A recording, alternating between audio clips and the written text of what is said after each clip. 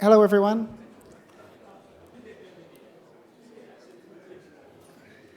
Okay,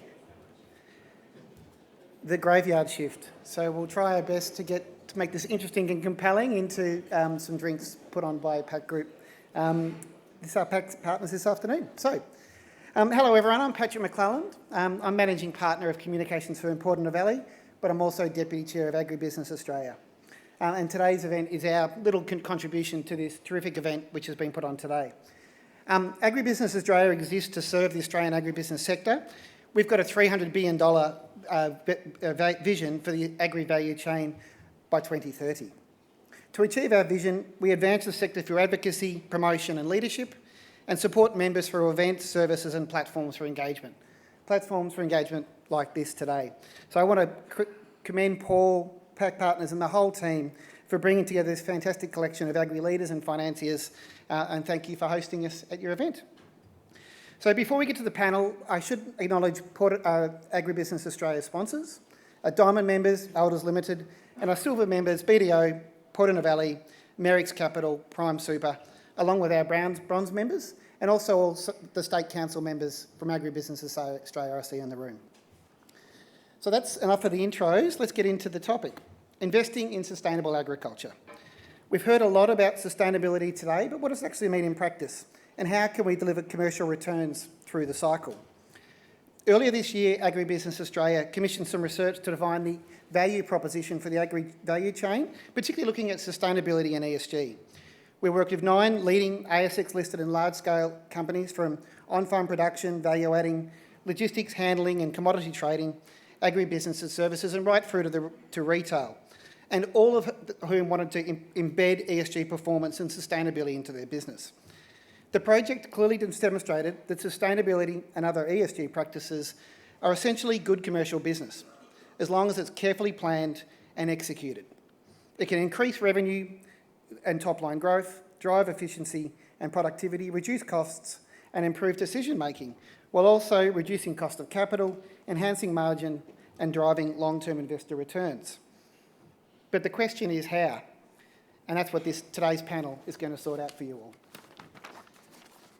So we've got 5 leaders from across the agri-value chain, from natural capital, water, ag tech and digital farming, wine, forestry and agriculture.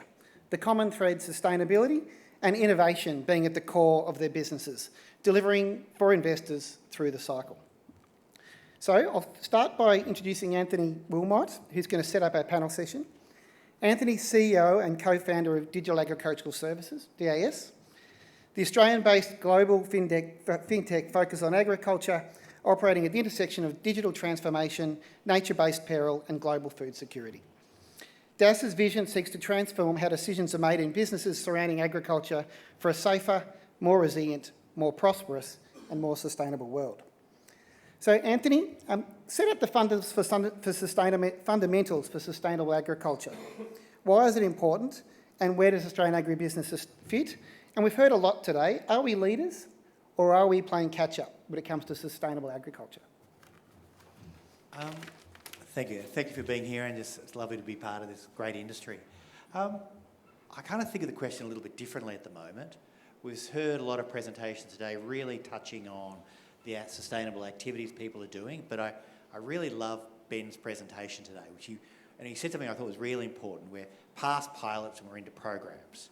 And I think that's the really important piece. And there's still a lot of conversation on pilots, and I think we're well past that. The reality is the people we care about, whether they're governments, whether it's in Europe, the US, or even Australia, have now decided this is important and we need to be on the train and making it happen. So that's kind of the scene which we work at. If I look at one of the challenges we've been seeing recently is about deforestation. It's a really good example. There was ships of Australian canola which weren't really able to get into the US because we weren't able to confirm that we didn't deforest land to produce that canola. Now, that's a big deal for us, and we're going to see more pressure coming down the line. It doesn't really matter whether that deforestation is illegal or legal. Frankly, most people don't care. So we ended up doing some analysis of 23 million cropping hectares in Australia. We did that back 16 years, so just under 400 million hectares. And the big aha that we got out of it is that, yes, there had been deforestation on cropping land, but there'd only been 9,000 hectares of land that had been deforestation. And frankly, that's a little number, 0.03%. And that was in New South Wales and Queensland. Nothing in Victoria, a little bit in WA, but they went to court over that. So the reality is we've got pressure coming down the pipe. It's real. It's going to impact our businesses. We need to respond. We need to move past pilots onto programs. But frankly, we've got a fantastic story to tell. We just need the data and the insight, and we need to push hard into it. And it's on the same line, we just looked at a bank, all their portfolio, and analysed how many of those bank customers had chopped down trees. And they've got over 10,000 clients in Australia. And the number's 6. That's in the last 3 years. Well, I don't know about you, but I can call 6 people in probably an hour. And so really we start to think about it. We know the pressure is, we know how to respond, the data's available. And when I get into this conversation, I sometimes get frustrated, so I apologise. We've got the means to solve this problem. We've got a great story. We've got the data to tell it. And I think we should go. And the great thing about this panel, and I know what Nuveen's doing, is some of these companies on stage, there is good stories, but we need to drive that into the wider industry, and I think we can. I hope that helps. I think that sets it up beautifully. Thank you, Anthony. You mentioned Nuveen, so Christina, I'll come to you. So I think everyone should know Christina Hermanson, MD, Head of APAC Africa of Nuveen Natural Capital. 25 years international experience, Christina, across USA, Europe and Asia, but it started as on a 5th-generation dairy farm in Minnesota. Wisconsin. Oh, Wisconsin. Typo, that's a good start. But Christina's also intrigued by the challenge and opportunity to solve food security, carbon and nature through targeted investment in natural capital. So, Christina, how does Nuveen do that? And what are the ways in which you unpack that for investors and to deliver those commercial returns? Yeah, thanks again for the opportunity to be here. And like you, Anthony, it's just thrilling to be part of this industry.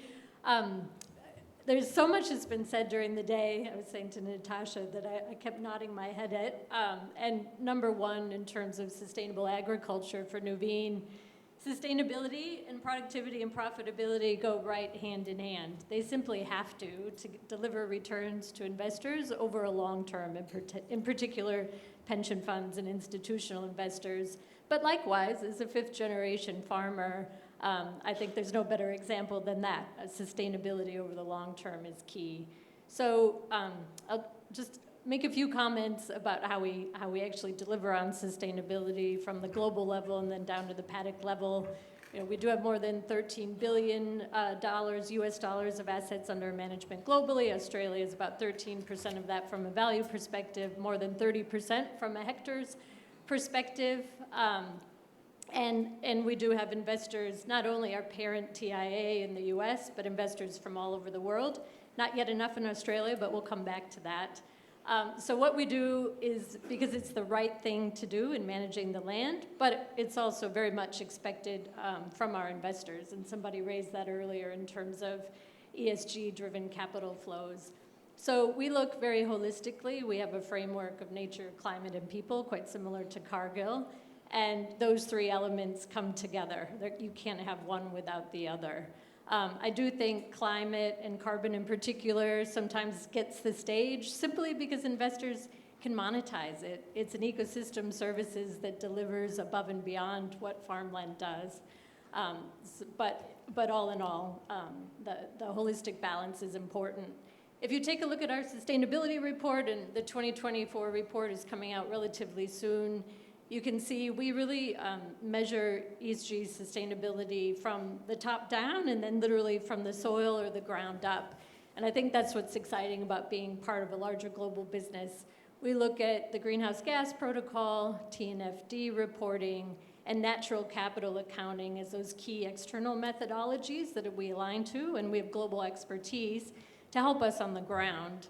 From the ground up, we also have a framework, again, referencing earlier conversations. It's outcomes focused from a commercial sustainability perspective. So climate resilience, mitigation, land and water management, soil health, biodiversity, and thriving communities. And there's a little bit of a recipe around the practices you can use. You can call it regenerative agriculture, sustainable agriculture, responsible practices. But from the ground up, we manage that. And across all of that, example, a farm that we just acquired recently, it really brings it to life. What are we doing? We're looking at soil measurements to be able to use variable spreading fertilizer. We're looking at trials for some biostimulants and biofertilizers. We're planning where we're going to put in native tree species, not only to garner ACUs for our investors, but also to bring biodiversity benefits. So a few very specific examples. Terrific, and we'll come back to some of those as well in the next section. Bruce, we'll come to you, founding director and CEO of Rubicon Water. So you lead the company's mission to sustainably increase global food and fibre production by delivering technology that improves irrigation water management. You've overseen international expansion since 2010 into more than 20 countries: Australia, China, Chile, India, Italy, Kazakhstan and the US, and more than 2 million hectares of irrigated land across the globe. And your innovative solutions enhance water use efficiency, improve reliability and timeliness of the water supply, and enable precise irrigation benefiting governments, water authorities and farmers globally. And I'm tired thinking about all that, Bruce. But take us through the sustainability. Obviously, sustainability and water use is fundamental to all that. How do you do it, and how does it tip into this sustainable agriculture conversation? Yeah, thanks, Patrick, and thanks for the opportunity. So our business, Rubicon, has grown out of Australia here from over the last 30 years ago now. But our business is focused on delivering water from a point of storage in a water supply network to the root zone of the crop. So agriculture uses 70% of the world's freshwater resources every year, and 60% of that 70% is delivered via surface water. So that's water that's stored in a dam somewhere, moved through a natural carrier, and then distributed out through man-made canal networks. The opportunity, but the horrific stat, is that in those networks, typically only 40 to 50% of the water that leaves a point of storage to go to a crop makes it effectively to the root zone of the crop. So that's the space that my business has focused on, is improving that efficiency. We do that by applying technology, modern technology, to all points of the distribution network. So from the dams through to monitoring the rivers, and then predominantly through the man-made canal networks. If we look at one of Australia's biggest canal networks, Goulburn Murray Water, Lake Eildon here in Victoria, through the Goulburn River predominantly down to the canal network, 6,500 kilometres of man-made canal, 10,000 manual regulating structures before we started taking water from Lake Eildon all the way through to Swan Hill, Manangatang. So we put technology into those, into all the control points, solar-powered, telemated sites, accurate flow measurement, software to interface to the farmers to be able to, for the farmers to order the water when they want it, and then smart network control software that then matches supply with demand, leaving as much water possible back up in the lake and making sure the farmers get the water they need in the volume they need at the time they need. So that technology across the Murray-Darling Basin, for instance, across all the major irrigation districts, has seen to a step change in efficiency of about 20 to 25%. So that's a big part of the Murray-Darling Basin return of water. So we hear about water buybacks and everything. The infrastructure in these big irrigation districts has been a major contributor, largely on the back of our technology. A couple of examples which, the scale of the Murray-Darling Basin is so big, and the base case is hard to define. So trying to get to the economics of what matters there. In 2021, we did a job on the Atherton Tableland, so the Mareeba-Dimboola irrigation area. It's a $32 million contract, of which Rubicon's contribution was about $8 million in terms of our technology, and the rest was in the civils and some pipelines and other related things. The business case was to save 8,500 megalitres of water. After the first 3 years, Sunwater, the government operator, has assessed the water savings are at 11,500 megalitres of water. They're currently auctioning the capital right to that water, and they've currently sold about 51% to date for about $20 million. So the capital value of that water sale will will more than compensate for the capital cost of the infrastructure to deliver this.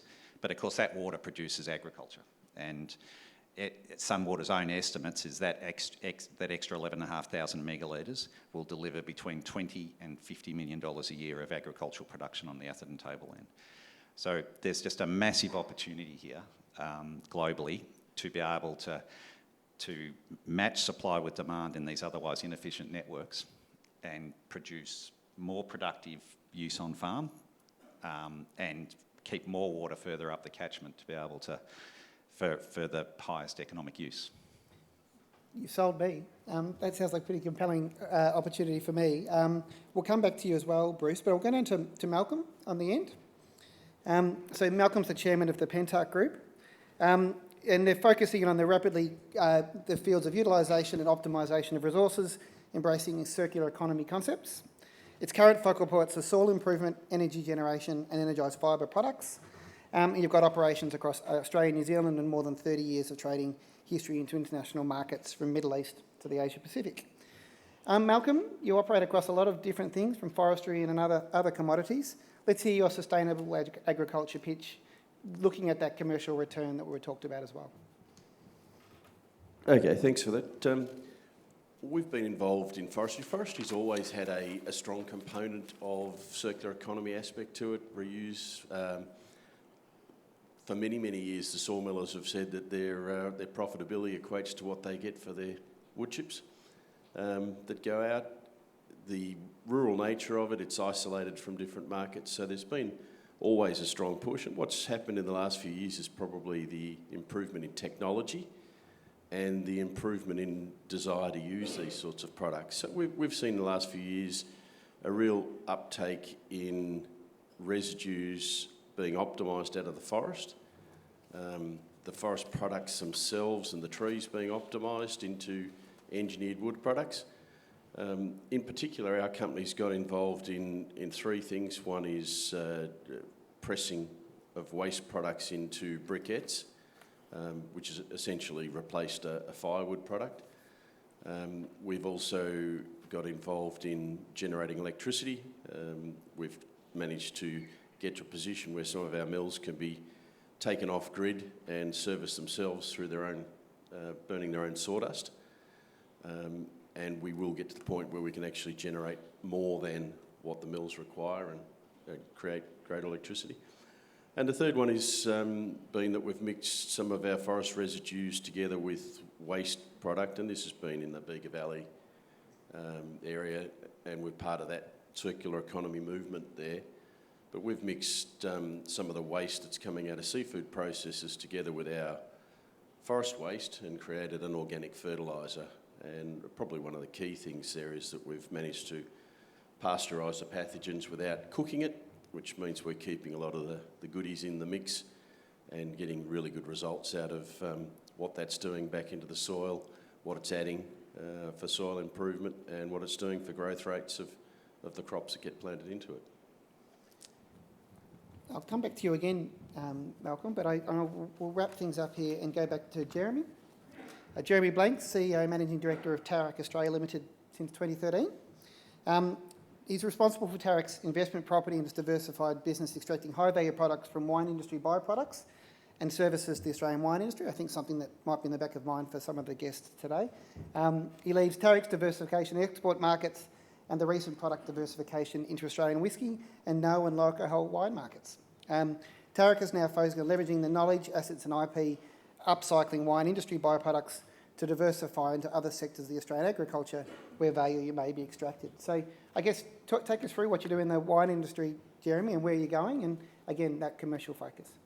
Thanks, Patrick. I think one of the observations I get out of today is we're sort of the other way around from most of the discussion about sustainability. Our business was established in 1930 and it was established on the premise of sustainable practices for the wine industry. So sustainability has been part of our DNA for nearly 95 years. And I completely agree with the comments about sustainability having to touch on the commercial side of it and the profitability. Without that, it won't work, and it certainly won't accelerate the environmental sustainability piece. So for us, one of the big challenges is we rely on feedstock from a single industry, so there's a natural cap on how much throughput we can achieve, which does a couple of things. It makes you very, very focused on extracting as much value as you can from what comes through the gate. Necessity is the mother of invention, so our primary, or our hero product is high-strength beverage-grade alcohol, which was traditionally used almost entirely in the Australian wine market. Markets changed. We had to flip to about 75% of that going into export markets. We also produce calcium tartrate, which is a part of the manufacturing process for tartaric acid. So we have to hunt very, very hard to find the value in the products or the raw materials, the byproducts that come through our gate, but we also have to hunt very, very hard for other products and services to ensure that there is growth for our business, knowing there's a hard cap on volumes of raw materials, and that's led us into all sorts of different things in diversification, some of them quite simple and obvious, things like taking packaged alcohol, which we depackage, we redistill, we take the alcohol out, but we recycle all of the packaging. So we had a customer who had a problem. They needed to recycle product, alcoholic product that, as I put it, not they, either the manufacturing part of the business got it wrong or the marketing people got it wrong. That was all going to landfill. So we were the first to move to say it shouldn't go to landfill. We can reprocess the alcohol, we can get value out of that, but we're also going to recycle all of the packaging that can be recycled. So that's a simple example. We have an R&D program which is very, very small because of budgetary constraints, but I don't think there's an area that we've heard spoken about today that we haven't touched on in terms of trying to find other products or value adds that we can take out of our byproducts. We've done finfish, we've done prawns, we've done abalone, we've done insect protein, and the list goes on and on. So for me, it's us coming from sustainability as DNA and necessity being the driving factor to where we continue to hunt. And because we now have, we're a long way down the track with wine, our next step is to take the IP we have, the fundamentals of what we do for the wine industry, and seeing if we can diversify that into other parts of the ag sector. So Jeremy, while you've got the mic, I guess the thing you've demonstrated clear returns from all those different R&Ds you talked about. You just said you've got a small R&D budget. So take us through the methodology of innovation so that you can provide certainty and that, you know, that trigger for investors to say, you know what, I want to get a piece of that. Yeah, that's an interesting question. So we had 3 pillars to our as opposed to our innovation. I'll talk about our R&D. The research part is, relatively speaking, easy. The development is harder. Someone who used to work for me said, the definition of research is really easy. You take money and you turn it into ideas to turn it back into money. Simple. So our 3 core areas of research were how to extract more value out of our processing residuals. So if you go back in the supply chain, we take the problem of winery residuals away from the winery, but the problem doesn't disappear. So we make their life easy. We still have to deal with those processing residuals. And traditionally, they've had very low value. We have spent a lot of time developing processes to understand how you identify what other value there may be. And that's part of our IP that we want to then take into other industries, because we've done 94 years of learning on the job. We can now flip that into applications into other sectors. So the 3 areas were how to extract more value from our processing residuals, how to improve the efficiency of our distillation, and how to extract or reduce our energy consumption. We are a very large user of natural gas, not so much electricity, and so we've done solar and all the sort of relatively easy things to do with electricity. but gas use is a big issue for us for all the obvious reasons around supply and cost. So our research projects were focused in those areas. We've also been very careful about picking our research partners, and I think we've been quite good at leveraging the limited money we have by getting projects co-funded through university or other institutions. So our dollar, I'm not sure on the current figures, but our dollar invested is a multiplier of probably about 3. I'll go to you, Christina, seeing you're next door. Natural capital. It's a lot's written about it, and you've talked to great examples globally about natural capital and where it's going and how investors are ready to lean into it. I'm interested in your views about Australia. Are we getting into it? Are we grappling with it, doing well? What would your sales pitch be to the Australian investment community about natural capital? Yes, well, first and foremost, natural capital is the basic foundation to the economic system. We know that half the world's GDP is reliant on natural capital.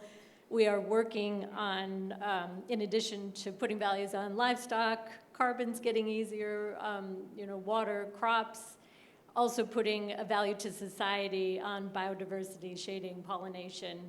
And that transparency drives awareness and change. That transparency, we hope, will continue to attract capital, not only from the globe, but here in Australia. To the great focus we've been talking about, solving productivity, profitability, nature, and climate simultaneously. And, no other sector has that capability. So I argue very strongly that natural capital deserves its own asset class, whether it's farmland, forestry, or nature-based solutions.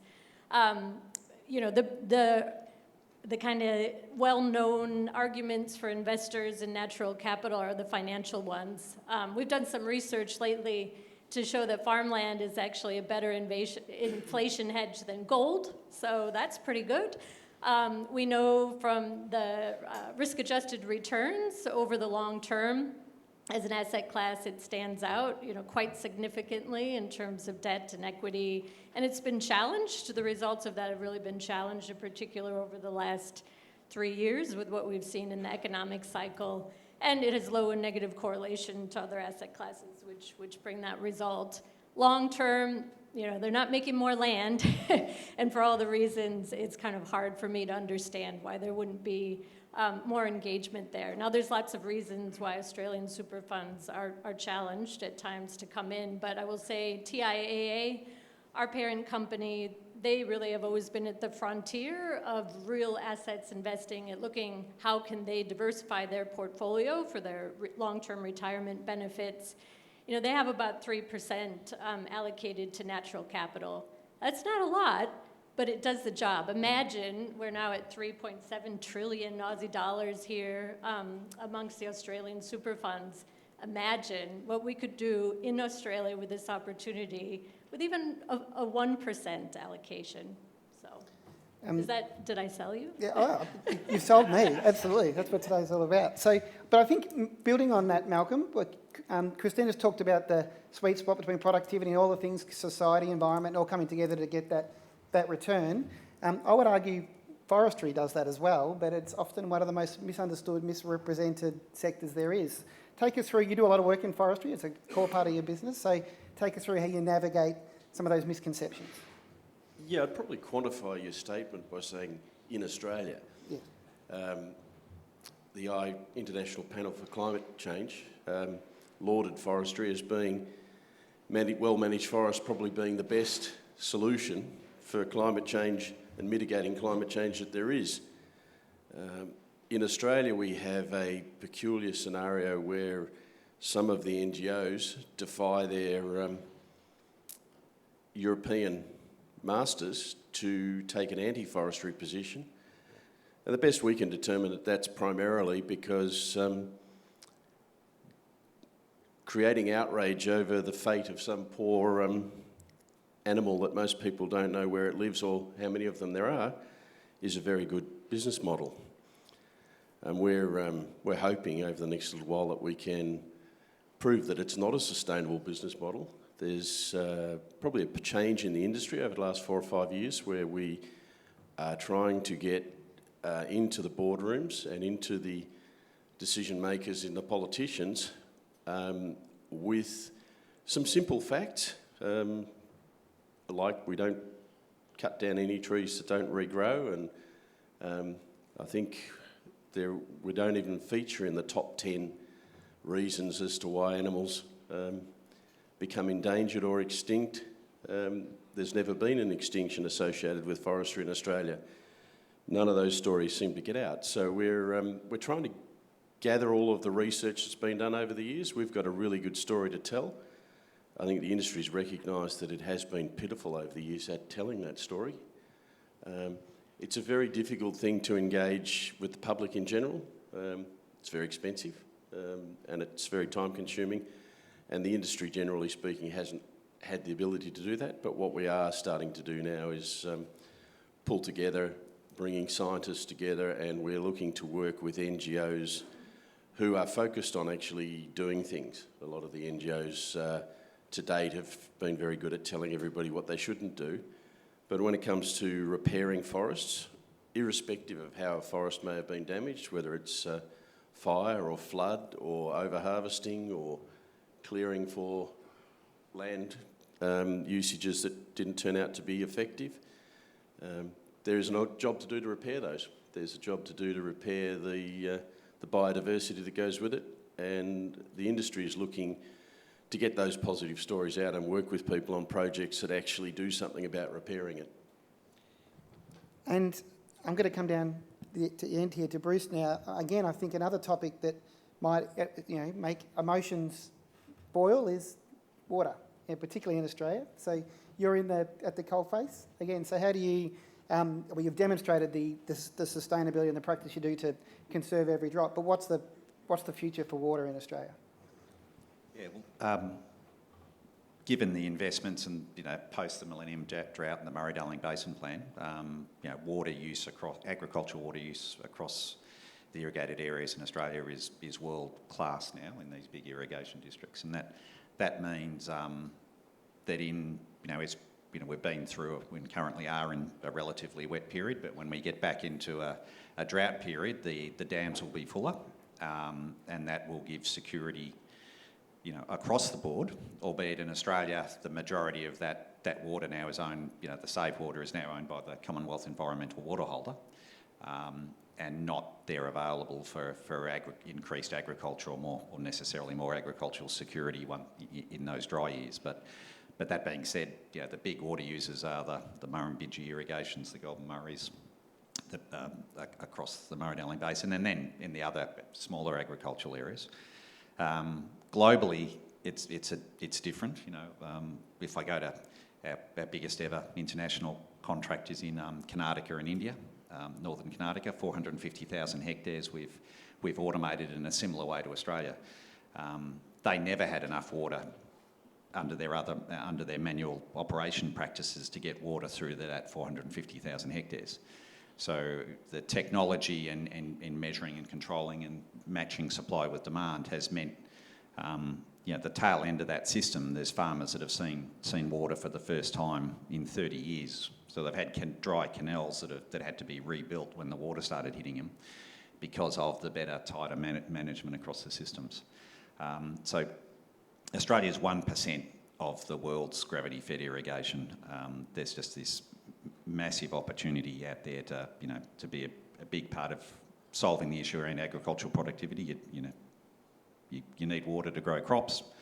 Water's inefficient, and this technology is now available and established in not just in Australia, but the US, Colorado River, and the mega drought in the US is seeing a huge surge in investment in the space as well.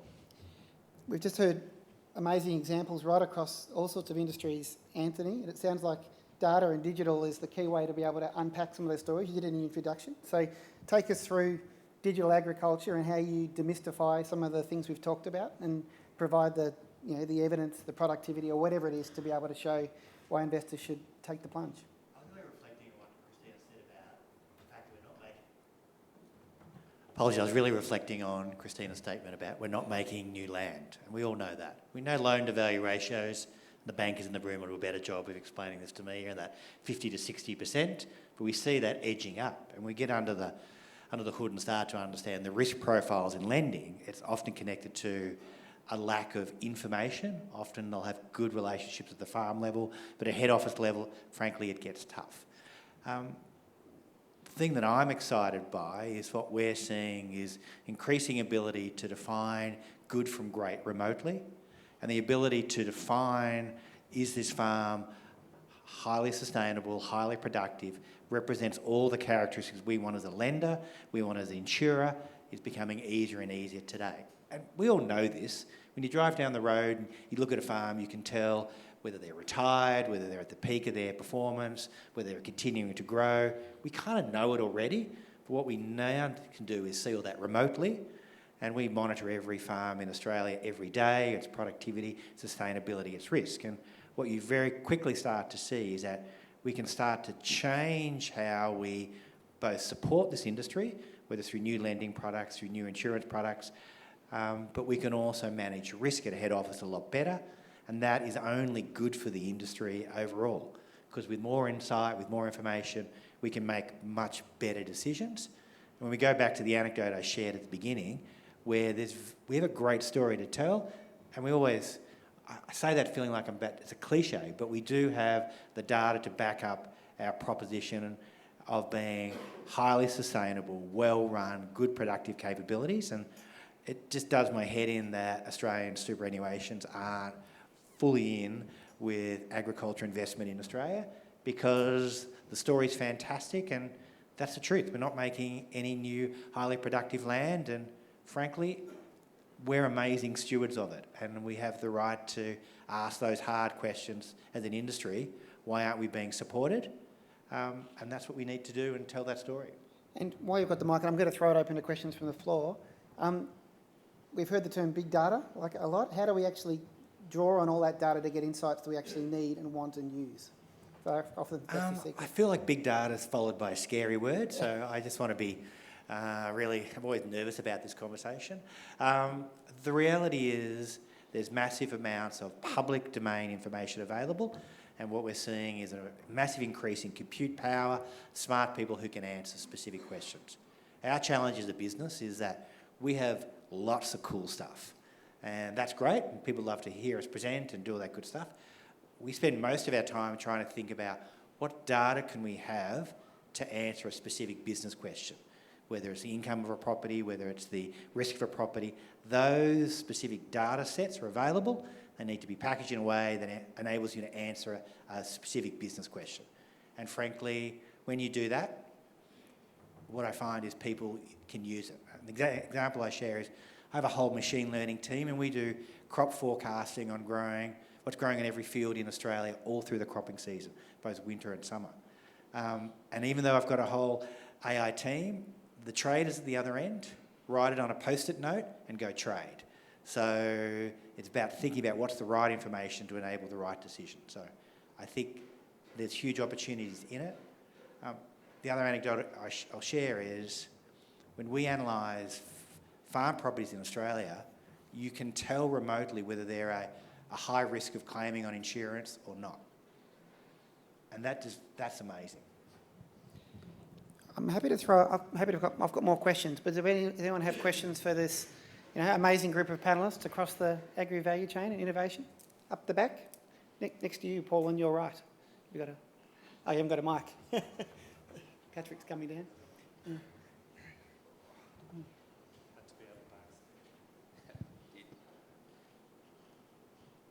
Bruce, I'm just interested in your idea of solutions for the big sand slug that's blocking the Murray River at the moment. Dredging's been talked about, but that creates the problem worse. What is there that you guys think about in terms of improving the delivery risk or reducing the delivery risk of the choke and other parts of the river? The solution, big part of the solution is considering the whole delivery network as part of the infrastructure. So, there at the it's a natural phenomenon there, the choke, that it used to create the floods. That's why the Barmah Forest and and all those floodplains are there, utilising the Murray, the infrastructure either side of the Murray, the Gold Murray Water Network on the south or the Murray Irrigation Moala Canal on the north, and giving those authorities the economic incentive to use their infrastructure to provide downstream flows and flow-throughs. It's not really there for them at the moment to operate and upgrade structures to be able to bypass. I think naturally it is one of the benefits and one of the focuses of the Commonwealth Environmental Holder is to get back to more natural flows that should naturally move those, open up those channelways more than what was there when the Murray was more of a drain than a net. It is returning with the Commonwealth Environmental Water Holder to more natural flows, which should see that move. But I think, the nature of the infrastructure, not just in Australia but everywhere, it's segregated into different operators, different states, within states, different owners of different parts of the infrastructure. The challenge is to pull it all together as one hydraulic network, not just for the delivery of water, but increasingly then for how you manage floods. The canals can be a problem or an asset when you're trying to manage a flood through, but it takes an irrigation district. It's not part of an irrigation district's, philosophy or normal work to try and manage that. So I think more integrated control across all the hydraulic assets would be the key. Good afternoon. A quick lament followed by a question to the panel. The lament is we have a research community that are fantastic at generating solutions, but they don't necessarily solve many problems. The question for the panel, for each and every one of you, is that what are the limits to getting some of this research transferred into solving some of the problems? Andrew, I think you made the comment that we've done with piloting, we need to hit some scale. How do we actually start getting that happening to create and unlock the value that all of you are seeing? Not the first time I've heard that question in agriculture. I'll just go quickly first. I suppose from Rubicon's perspective, we've had a really productive relationship, and we've really worked it with the likes of Melbourne University, Monash University, particularly through the ARC grant system. So, so we can, and very industry-led research, but for us, very focused on what's the next thing we need to build, how can we improve our models. So I think we've had a very successful relationship both with universities and some of the funding organisations.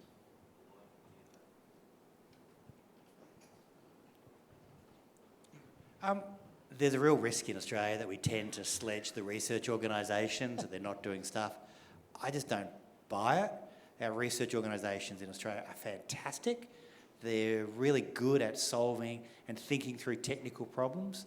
It's often not their job to commercialise it, and we work closely with the CSIRO, and I just love working with them because they bring deep insight and expertise to help solve some of these really intractable problems. The challenge in Australia is that how do we commercialise them? The reality is, you think of product market fit, we're only 20 million something people. We're a small market. And so the question is, how do you scale it globally? But I've had nothing but great experiences working with them. I guess building on that question potentially is we've got different players across different sectors, and the research communities often get told we commoditise and we do our own commodities. How do you, and Jeremy, you talked a lot about different innovation across different commodities. How do we work better together to achieve those outcomes? In a research sense? Oh, in a research sense, or right through until commercialisation, in 30 words or less, ideally. I wish I had the answer to that question. That's the short one. Our experience with research has been extremely mixed, from outstanding to very, very average. I think one of the challenges that we've seen is alignment or a lack of alignment. So the objectives and the outcomes we need as a business may not be consistent with the objectives or the KPIs that a research institute has. And I think a common understanding from industry as to what particular universities need to achieve and what matters to them, but also for us, for them to understand what the commercial reality of life is. I can give you an example where we were involved in a quite a significant research project which had outstanding results at a lab scale, like unbelievable, which we all know was a small, completely controlled environment and just wasn't going to translate. Those results got published, they got into industry journals, and all of a sudden our client base is saying, you're ripping us off, you're not paying us enough. So that was a complete misalignment. The other end of the extreme is we did some research with another university who was highly commercial, to the point where they said, our funding pool is X, we've spent a lot less than that, you're not going to get a result, so we need to stop, rather than we should keep going. So I think that alignment is a really big part of it. But also solving the problems that need to be solved, that's the key. Paul, you've got a question? The mic's coming over. Oh, up the back. And you, Paul, you give me next. Thank you. Mark Frost from Charles Sturt University again, who is a researcher. It's all good. It's all good. I suppose I have an observation and then a question for the panel. I suppose my observation is I really think that it's a very valid point about linking the research community with industry. I mean, I look around this room and I don't know how many other researchers are here. Alternatively, the next thing I'll go to, there'll be a room full of researchers and not many in industry. So perhaps that's something to work on. So I agree that it should be research, development and extension. Hopefully that'll avoid any fights when we're having drinks. So, yeah. My question for the panel is, one thing I'm getting goes around in my head when I mull things over is, like, sustainable ag, it's not binary. Like, it's not there one day, not there one day and there the next. So I'm interested in, when you're investing in sustainable agriculture, is it about the journey, or is it about the destination? So is it about, do you have sort of a template in mind about what sustainability looks like, or is it about each individual investment improving on what currently happens? I'll make a first go.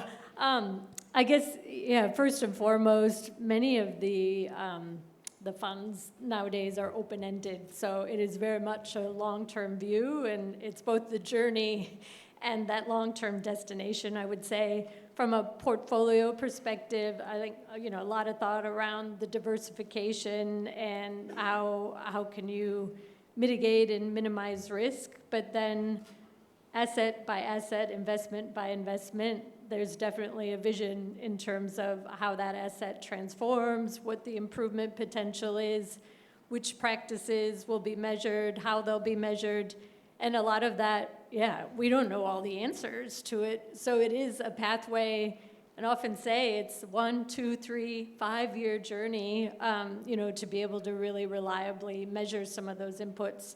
That's not always a very comfortable position to be in, to say that, but one of our focus areas in sustainability is humility, because everything we're talking about comes down to that and the ability for people to work together. So, that's our experience. Anyone else before we go to Paul? On that one? No? Paul?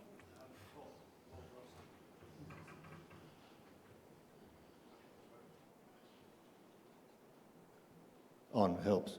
Paul Thompson, obviously the competition for capital is it's global. So when you think about Australia, is the perception of our sustainability performance a positive or a negative? So when you go seeking funds, are you going, hey, I've really got to justify this because, we're off the beat as a culture or a country, or they go, oh, look, we're clean in there? I mean, or in your case, Christina, is it because it's so easy to invest in Australia versus other countries offshore, the money comes in there as well? Well, yeah, I'd say, first of all, Australia, I think it's got a lot of good things going for it. First of all, it does have the ACCU market, which, Tony, you highlighted some of the recent kind of improvements and reasons to believe there. It has the will, I think, and the desire to implement the nature repair market, and couldn't talk about a better area where we need scientists, innovators, capital all coming together. But then it has the farming landscapes that really do suit itself well to sustainability plus the track record. But that being said, and I did want to highlight Elias's question earlier today, there's other markets in great need of capital in Africa. If you look holistically, geographically, at the problem we're trying to solve, Africa and Zambia in particular, which is ripe with opportunities, has to come into that as well. So as a global player, we're in 12 countries today. We look at every opportunity and the trade-offs around not only sustainability, but all the financial indicators. Anyone else on that one before I say 5 minutes to go? So I'll get everyone to do them. Any other questions from the floor? So what I thought I might do then for the last 5 minutes is to get all of you to leave us with your mic drop moment, the thing that you wanted to leave with this in audience, that's investors right through the value chain. What's the key point you'd like to leave with them all from each of your perspectives? And you can go left to right or right to left or however you like. Left to right. I suppose my one's obvious. There's a massive opportunity for investing in water supply infrastructure around the world to free up, the most valuable commodity to improve agriculture. The challenges are that's typically on government and infrastructure, and it's hard to get private capital to invest in government infrastructure. We talk to the Macquarie banks and others around trying to wrap in a funding model about how you can upgrade. We tried in Australia. We're currently having discussions in the US and elsewhere. So I suppose getting private capital to invest in public infrastructure that's difficult to manage. Christina? Yeah, to get more sustainable capital flow, I think, into Australia, from Australia, we all need each other. We need each other in this room. We need the passion, the collaboration, and to put the good reputation of our industry right up there every single day. So look forward to doing that with all of you. Mine is, when we're looking to do things, we often look outside, we often look overseas as to what's being done there. I think Australia has an unrealised and unrecognised advantage and experience in a lot of things in ag that we don't appreciate, and I'd love to be able to see if there's a way that we can capture that and see how we can take that knowledge, that intellect, the technology where it's relevant offshore rather than looking outwardly to bring it back in. I wish I'd had more time to think about that question, but I'll share a thought that I've been ruminating on for a while. As I think about our industry, we spent a lot of time talking about people and activities today. We touched on lending and the financing required to that. The third leg that I always come back to is insurance, and it's those things in correspondence we need to really think about. I was recently with someone who just moved from Europe in a very senior insurance role. What he shared to me is that the climate variability in Australia is 10 times that of what he saw in Europe. And so when we need to think about our risk mitigation strategies, we need to have all the right lending, the right bankers, but we need to really think about the right insurance products to support that. And it's easy to, and everyone asks questions about the Grain Corp insurance policy and whether they'll keep it or not, which I kind of think misses the point sometimes. What it does is give a surety and give confidence to the business, to the investors, and I think that applies to nearly everyone in this room as well. And I think that's we don't have a good answer to it. We didn't touch on it today at all, but I reflect on that. We need to get a better answer on that one. You can ask me next year. Yeah, I probably see it, particularly from a forestry lens, although we're involved in agriculture and other things as well. We're the sixth most forested nation on Earth. Our trees are across all of our lifestyles, the reserves in the cities. They produce our air, filter our water. We don't do anywhere near enough to manage those forests, particularly for the last 200 years. we've introduced all sorts of things that make that more complicated. I think the natural capital opportunity that's coming is really giving us an opportunity for a reset in how we do it. And the forest industry is really a bystander in that. They handle or manage less than 0.5% of the forested landscape in any given year. So the drivers of what happens to forestry comes from the wider political sphere and what we do to manage it. And I'm hoping that the opportunities to invest in better water quality, better air quality, better lifestyles that will come with natural capital, biodiversity, is really where the opportunity lies, and the industry will be part of that, but it really needs to be led by conscious investment. Well, I guess for me, I listen to all the various solutions and the sweet spot between natural capital and innovation and productivity, and all I think about is opportunity. You know, it's fantastic. We've got Agribusiness Australia is all about cultivating the conversations to connect these different people. So we're really thrilled to have you here. So thank everyone for the panel.